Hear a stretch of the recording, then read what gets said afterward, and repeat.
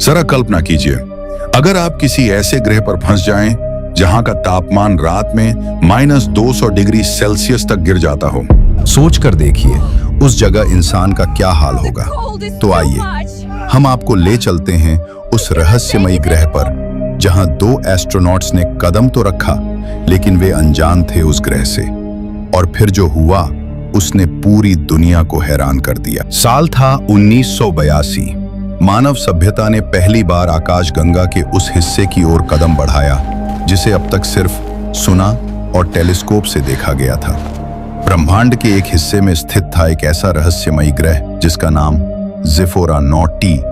एक ऐसा ग्रह जो रहस्यमयी तरंगों और असामान्य तापमान संकेतों की वजह से दशकों से वैज्ञानिकों की जिज्ञासा का केंद्र बना हुआ था।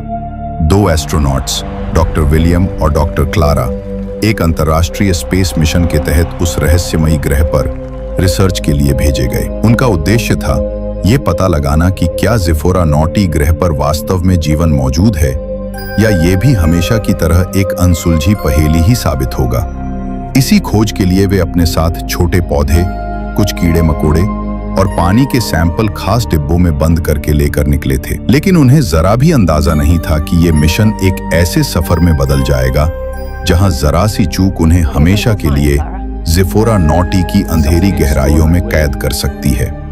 16 दिनों तक दोनों एस्ट्रोनॉट्स अंतरिक्ष में सफर करते रहे और इस दौरान विलियम और क्लारा कभी गंभीर चर्चाओं में तो कभी हल्की हंसी मजाक में अपना समय गुजारते रहे। देखते देखते वे दोनों पृथ्वी से लाखों किलोमीटर दूर निकल आए थे और फिर उसी खामोश सफर के बीच उन्हें आखिरकार ज़िफ़ोरा ग्रह की कॉन्फर्मेशन मिली।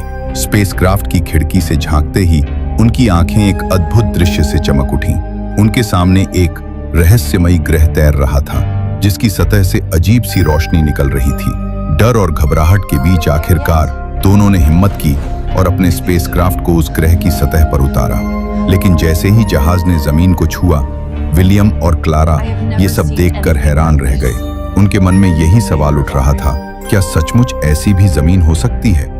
क्योंकि ग्रह की सतह काली और सफेद सतह से ढकी थी, मानो अंतहीन अंधकार से बनी हो। दोनों ने एक दूसरे की ओर देखा कि ये ग्रह किसी साधारण जगह जैसा नहीं था। ये ग्रह अपने आप में एक रहस्य था। स्पेसक्राफ्ट से बाहर कुछ कदम रखते ही दोनों के शरीर में एक करंट सी दौड़ गई। वे अभी आसपास का नजारा समझ ही रहे थे कि अचानक कैमरे और बाकी सारे इलेक्ट्रॉनिक उपकरण एक-एक कर बंद होने लगे। हैरानी और घबराहट के बीच विलियम और क्लारा फौरन वापस स्पेसक्राफ्ट की तरफ भागे। उन दोनों की दिल की धड़कनें इतनी तेज थीं कि मानो कानों में गूंज रही हों। उन्हें जरा भी अंदाजा नहीं था कि ज़िफ़ोरा की सतह पर तापमान -190 डिग्री सेल्सियस से भी नीचे गिर चुका होगा। स्पेसक्राफ्ट के अंदर लौटते ही दोनों ने राहत की सांस ली, लेकिन उनके चेहरे अब भी सफेद पड़े थे। विलियम ने कहा, क्लारा, अगर उपकरण यहाँ काम नहीं कर रहे तो बाहर हम लोग रिसर्च कैसे करेंगे? अचानक दोनों का ध्यान स्पेसक्राफ्ट के इंजन पर गया। स्क्रीन पर एरर लिखा आ रहा था और इंजन धीरे धीरे बंद होने लगा। विलियम ने तुरंत तापमान मापने वाली मशीन बाहर रखी। मशीन पर जो नंबर आया उसे देखकर दोनों हैरान रह गए। -180 डिग्री सेल्सियस। और कुछ ही सेकंड बाद वो मशीन भी बंद हो गई। क्लारा डर से विलियम की ओर देखने लगी। क्लारा ने अचानक चिंता जताते हुए कहा, ऐसी ठंड में तो स्पेसक्राफ्ट का फ्यूल भी जम गया होगा। ये सुनकर दोनों के चेहरे सन पड़ गए। वो समझ गए कि अगर ऐसा हुआ तो उनके पास इस मुसीबत से निकलने का कोई उपाय नहीं है। कुछ देर बाद क्लारा ने धीमी आवाज में कहा, हमारे पास ऐसा कोई इंस्ट्रूमेंट भी नहीं है कि बाहर जाकर कुछ देर भी जिंदा रह सकें। विलियम ने गहरी सांस ली और खिड़की के पार उस अंधेरे ग्रह को देखने लगा। कुछ पल चुप रहने के बाद उसने कहा, क्लारा, ये ठंड धरती जैसी नहीं है, ये हमारी हड्डियों तक जमा देगी। हमें बहुत संभल कर कदम बढ़ाने होंगे क्योंकि अब हमारा धरती से भी कोई संपर्क नहीं है। क्लारा ने धीमी आवाज में सिर हिलाते हुए जवाब दिया, हाँ विलियम। विलियम ने धीरे से सिर झुकाया और नम आंखों से कांपती आवाज में बोला, क्लारा, मैं इस ठंड में मरना नहीं चाहता। मेरी 5 साल की बेटी है। उसकी माँ के गुजर जाने के बाद मैंने कभी उसे अकेला नहीं छोड़ा। मैंने उससे वादा किया था कि मैं वापस जरूर लौटूंगा। क्लारा ने उसकी आंखों में देखा और हिम्मत जुटाकर बोली, कुछ नहीं होगा विलियम, देखना, हम दोनों घर जरूर लौटेंगे, अपने पृथ्वी पर, अपनी उस जिंदगी में जहां तुम्हारी बेटी तुम्हारा इंतजार कर रही है। करीब 14 घंटे बाद दोनों ने हिम्मत जुटाई और बाहर जाने का फैसला किया। जैसे ही उन्होंने स्पेसक्राफ्ट का दरवाजा खोला और कदम बाहर रखा, दोनों आश्चर्यचकित हो गए। जहां कल तक चारों ओर काली मिट्टी फैली थी, वहां अब जमीन सफेद रंग में बदल चुकी थी और तापमान लगभग सामान्य लग रहा था। क्लारा ने हैरानी से कहा, विलियम, लगता है इस ग्रह पर मौसम रात में बदल जाता है। विलियम ने गहरी नजर से चारों ओर देखा और सिर हिलाया। हाँ, ये जगह वाकई किसी रहस्य से कम नहीं, लेकिन पिछली रात की ठंड की वजह से उनके पास जितने भी उपकरण थे सब पूरी तरह बंद पड़े थे। यहाँ तक कि उनके स्पेसक्राफ्ट का फ्यूल भी जम चुका था, जिससे उनका वापसी का रास्ता और भी अनिश्चित हो गया था। यहाँ तक कि मैप और लोकेशन सिस्टम भी काम नहीं कर रहे थे। अब वे दोनों इस ग्रह पर पूरी तरह अनजान और खोए हुए थे। फिर भी हिम्मत जुटाकर उन्होंने तय किया, चाहे जैसे भी हालात हों, हमें रिसर्च शुरू करनी ही होगी। ऐसा लग रहा था मानो पूरे ग्रह पर सफेद चादर बिछा दी गई हो। विलियम और क्लारा साथ साथ चलते हुए चारों ओर फैली अनजानी चीजों को गौर से देखते जा रहे थे। सूरज की रोशनी भी यहाँ बहुत फीकी थी, मानो उसकी किरणें इस ग्रह तक पहुंच ही नहीं पा रही हों। उन्हें एहसास हुआ कि ज़ाइफोरा ग्रह सचमुच ब्रह्मांड के बाकी सभी ग्रहों से बिल्कुल अलग है। दोनों धीरे धीरे आगे बढ़ रहे थे कि अचानक जमीन उनके पैरों के नीचे हल्की सी हिलने लगी। कंपन कुछ सेकंड तक चला और फिर सब कुछ बिल्कुल शांत हो गया। क्लारा ने घबराकर विलियम का हाथ पकड़ लिया। विलियम की सांसें तेज हो गईं। उसने चारों ओर देखा, लेकिन वहां न हवा थी न कोई हरकत, बस वही अजीब सी खामोशी जो और भी भारी लगने लगी थी। उन्हें दिन और रात का बिल्कुल अंदाजा नहीं हो रहा था।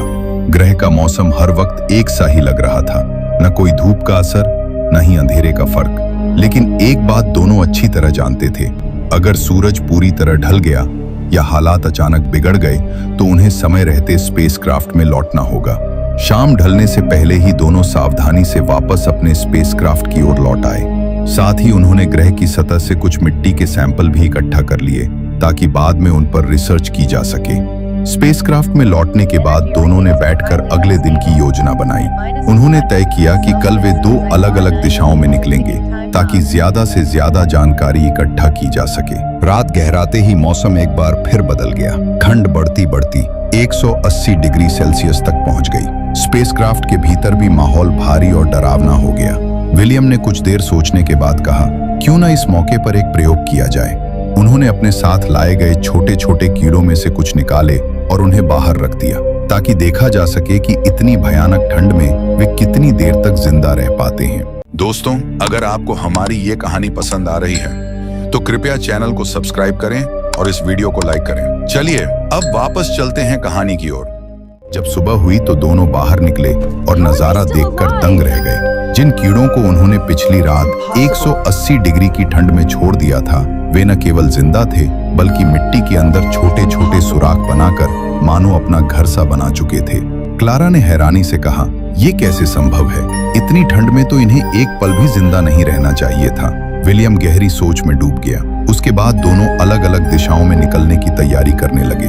क्लारा ने कहा, हमारे पास मैप नहीं है, इसलिए हमें ज्यादा दूर नहीं जाना चाहिए। विलियम ने सिर हिलाते हुए जवाब दिया, हाँ, हमें सीमित दूरी में ही रिसर्च करनी होगी और शाम होते होते हम दोनों यहीं इसी जगह पर वापस मिलेंगे। दोनों ने एक दूसरे को देखा, मानो खामोशी में ही एक दूसरे को हिम्मत दे रहे हों, और फिर अलग अलग दिशाओं में निकल गए। क्लारा ने अपने उपकरण संभाले और सफेद मिट्टी पर कदम बढ़ाए, जबकि विलियम विपरीत दिशा में आगे बढ़ता गया। दोनों के मन में एक ही सवाल गूंज रहा था, इस ग्रह के रहस्यों में हमें क्या मिलने वाला है। विलियम धीरे धीरे चलते हुए एक जगह पहुंचा जहां उसे एक बहुत बड़ा एस्टेरॉयड जैसा पत्थर जमीन पर गिरा हुआ दिखा। ध्यान से देखने पर उसने देखा कि उसके नीचे एक गहरी सुरंग बनी हुई है। विलियम चौंक गया और धीरे से बोला, ये आखिर है क्या? जिज्ञासा में वो उस सुरंग के अंदर गया, लेकिन अंदर जाते ही उसके कदम रुक गए क्योंकि वहां अजीबोगरीब जानवरों के कंकाल बिखरे पड़े थे। ऐसा लग रहा था जैसे बहुत समय पहले इस ग्रह पर जीवन रहा हो। वो धीरे धीरे और गहराई में जाने लगा। सुरंग अंधेरी और लंबी थी और विलियम बिना समय का ध्यान दिए आगे बढ़ता ही जा रहा था। उधर दूसरी ओर क्लारा अपने रास्ते में नई नई जगहों से मिट्टी और चट्टानों के सैंपल इकट्ठा कर रही थी। देखते देखते शाम हो गई। ग्रह का तापमान तेजी से गिरने लगा, लेकिन विलियम इन सब बातों से अनजान अपनी खोज में सुरंग के अंदर गहराई तक चला गया था। उधर क्लारा अपनी रिसर्च पूरी करके स्पेसक्राफ्ट लौट आई थी। उसे उम्मीद थी कि अब तक तो विलियम लौट आया होगा। उधर सुरंग के अंदर अचानक ठंड तेज होनी शुरू हुई। विलियम ने महसूस किया कि उसके शरीर में झंझनाहट और सुन्नपन बढ़ रहा है। उसके दिमाग में तुरंत ख्याल आया, मुझे किसी भी हाल में स्पेसक्राफ्ट वापस पहुंचना होगा। वो तेज तेज दौड़ने लगा, लेकिन सुरंग की गहराई और अंधकार ने उसके कदमों को जकड़ लिया। वो भागते भागते कई बार गिरा और आखिर उसे लगा जैसे वो वहीं अंदर कहीं फंस गया हो। विलियम जोर जोर से चिल्लाने लगा, क्लारा, मैं फंस गया हूँ। क्लारा, प्लीज मुझे बाहर निकालो, मुझे मरना नहीं है। उसकी आवाज सुरंग की दीवारों में गूंजकर कई बार लौट कर आई। देखते देखते ग्रह का तापमान और गिरने लगा। अब ये -70 डिग्री से भी नीचे पहुंच चुका था। चूंकि वहां हवा नहीं थी, आवाज सिर्फ सुरंग के भीतर ही अटकी रह गई। उधर क्लारा अपने स्पेसक्राफ्ट में बैठी बेचैनी से खिड़की के बाहर बार बार देख रही थी। उसके हाथ कांप रहे थे, दिल की धड़कनें तेज हो गई थीं, लेकिन बेबसी ये थी कि वो बाहर जाकर कुछ कर भी नहीं सकती थी। वो हर पल इंतजार कर रही थी कि कब विलियम लौट कर आए, पर समय बीतता जा रहा था और उसकी चिंता और डर बढ़ती जा रही थी। देखते देखते बहुत समय बीत गया। क्लारा सर पे हाथ रखकर रोते हुए वही स्पेसक्राफ्ट में बैठ गई। उधर विलियम किसी तरह सुरंग से निकल तो आया था, लेकिन अब ग्रह का तापमान और गिर चुका था, -120 डिग्री तक। उसके पैर बुरी तरह कांप रहे थे, पूरा शरीर सुन्न हो गया था। वो कुछ भी महसूस नहीं कर पा रहा था। दूर उसे अपना स्पेसक्राफ्ट दिख रहा था, मगर उसके हाथ पांव ने जैसे जवाब दे दिया हो। तभी क्लारा ने खिड़की से बाहर झांका। उसने विलियम को बर्फीली सतह पर लड़खड़ाते देखा और घबराकर चिल्लाई, विलियम, रुको, मैं आ रही हूँ। उसने फौरन स्पेसक्राफ्ट का दरवाजा खोला, लेकिन बाहर निकलते ही ऐसा लगा मानो उसके पूरे शरीर में करंट दौड़ गया हो। इतनी ठंड में वो मुश्किल से 4 कदम भी नहीं चल सकती थी। वो रोते हुए स्पेसक्राफ्ट के अंदर वापस आ गई और विलियम को देखती रही। उसके आंख से आंसू बह रहे थे, मगर उसका ध्यान विलियम पर था। वो समझ गई थी कि इस ग्रह ने हमारे साथी को छीन लिया है। वो दर्द से बस चिल्लाती रही। सोचिए दोस्तों, ये कितना दर्दनाक पल रहा होगा, जहां उसका साथी उसकी आंखों के सामने दम तोड़ रहा था, मगर क्लारा चाहकर भी उसके पास नहीं पहुंच पा रही थी। इसके बाद क्लारा पूरी रात स्पेसक्राफ्ट के अंदर बैठी हुई विलियम को देखती रही। हर पल उसके भीतर घुटन बढ़ती जा रही थी, ठंडी, बेबसी भरी। विलियम की वही आवाज बार बार उसके कानों में गूंजती, मुझे मरना नहीं है, मेरी एक बेटी है। ये यादें उसकी रूह तक को झकझोर रही थी। सुबह हुई तो क्लारा हिम्मत जुटाकर स्पेसक्राफ्ट से बाहर निकली और विलियम के पास गई। वो उसके पास घुटनों के बल बैठ गई और उसका चेहरा छूने लगी। विलियम की सांसें अब रुक चुकी थीं। क्लारा की आंखों से आंसू बहने लगे।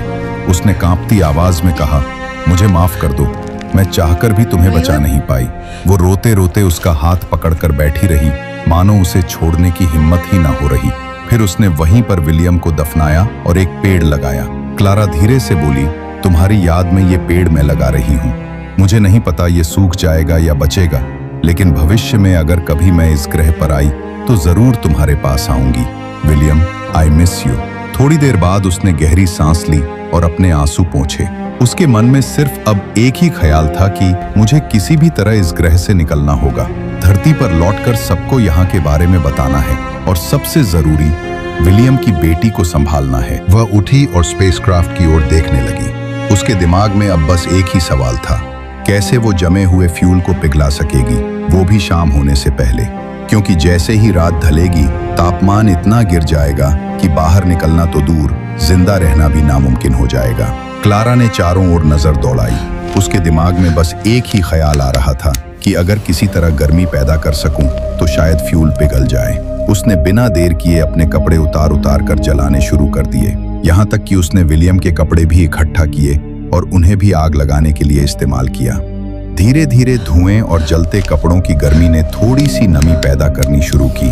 क्लारा कांप रही थी और ये भी जान रही थी, अगर ये तरीका काम नहीं किया तो शायद मैं भी इस ठंड में जिंदा नहीं बच पाऊंगी।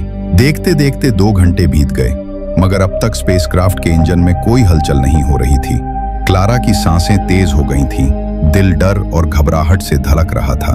उसे लग रहा था जैसे अब सब खत्म होने वाला है। लेकिन तभी स्पेसक्राफ्ट के कंट्रोल पैनल पर अचानक एक हरी रोशनी जल उठी। क्लारा की आंखें चमक उठी। उस पल उसे ऐसा सुकून मिला मानो मौत के दरवाजे से खींचकर किसी ने जिंदगी लौटा दी हो। क्लारा ने कांपते हाथों से स्पेसक्राफ्ट का इंजन स्टार्ट किया। उसने खिड़की से आखिरी बार उस रहस्यमयी ग्रह को देखा, विलियम को याद किया, उसकी आंखें भर आईं और फिर उसने धरती की ओर वापसी की उड़ान भरी। जैसे ही उसने स्पेस सेंटर से संपर्क साधा, उधर सब लोग हैरानी में बोले, क्लारा, क्या हो गया था? पूरे 10 दिन से तुम्हारी टीम से कोई कनेक्टिविटी नहीं हो पा रही थी। क्लारा ने टूटी आवाज में पूरा बात बताई, ग्रह की ठंड, अजीब घटनाएं और सबसे बड़ा सच, विलियम की मौत। सभी लोग निराश हो गए, लेकिन जब उन्होंने सुना कि क्लारा ने अकेले इस मिशन से जूझते हुए जान बचाई, तो हर किसी की आंखों में गर्व था। धरती पर लौटने के बाद क्लारा सीधे विलियम के घर पहुंची।